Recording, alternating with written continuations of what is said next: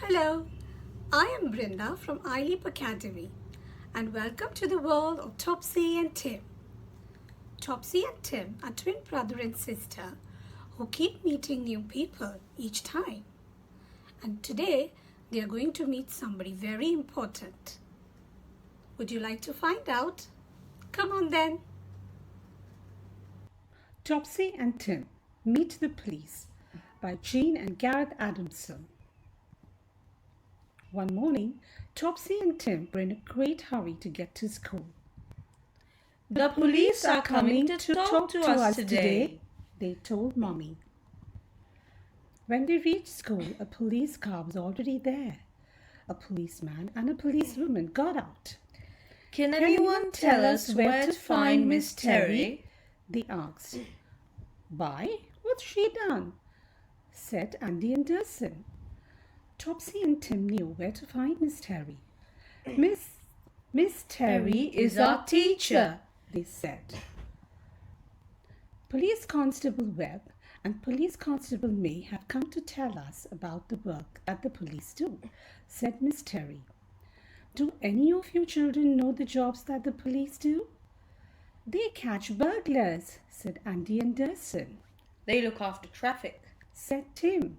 They find you when you are lost, said Topsy. Yes, we do all those things, said PC Webb. And we look after lost things as well as lost children. Suppose Tim was walking down the street, said PC Webb, and he found a purse full of money on the ground. What should he do? Spend it, said Andy Anderson. No, said PC Webb. That would be very wrong. He should take it to a police station. Suppose Topsy was one who had lost the purse, said PC May. What should she do? None of the children knew. She should take it to the police station and tell them that she had lost her purse, said PC May. And then the police would be able to give it back to her. PC May asked Topsy and Tim to help her to pin up some pictures of the police at work. One of the pictures showed a police dog. Have you got a police dog? Asked Topsy. No, said Miss May. Police dogs belong to the police dog handlers. The dogs are trained to find things that are lost or hidden. They are very clever. PC Webb told the children that one of the most important jobs the police do is to come into school and talk to children about the safety. Some places are dangerous to play in, he said. The children helped PC Webb think of some dangerous places. Don't play near deep water, you might fall in, said Carrie. Don't play by a railway line, the train might hit you, said little Stevie Danton. Don't play on a building site and you'll cut yourself on something sharp and rusty, said Louis Lewis. Always stay where your mother can keep an eye on you, said PC Webb. I never, ever talk to strangers. If a stranger tries to talk to you in the street or anywhere else, don't let them come near you. What's a stranger? Asked him.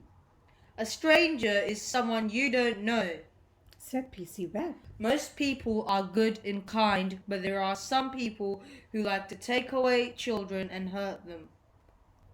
So never get into a stranger's car, even if they know your name and seem nice and friendly. If a stranger has tried to talk to you or asked you to get into his car, tell your mummy or your teacher and they should tell the police, said PC Webb. PC May help the children act a play called Stranger Danger. Andy Anderson was a bad stranger. Will you help me to find my lost puppy? He said to Winda. No, shouted Winda, keeping out of his way. Roy was Winda's daddy. He took Winda to the police station to see PC Topsy and PC Tim. My little girl says a stranger's frightened her, said Miss Rye. Thank you for telling us, said Tim. We will try and catch that bad man. After the play, it was time for PC Webb and PC Ming to go back to their police station. The children waved goodbye.